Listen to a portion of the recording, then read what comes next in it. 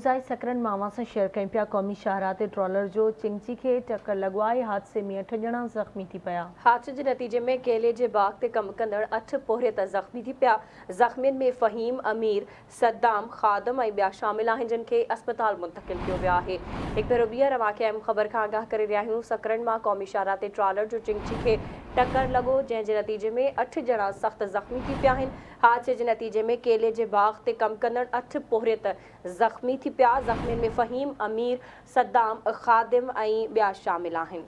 तफ़सील मालूम कंदासीं सकरन मावा से रिपोर्टर ग़ुलाम क़ादिर चांडियो खां। जी ग़ुलाम क़ादिर, कहिड़ा तफ़सील आहिनि हादसे जे हवाले सां आगाह कजो।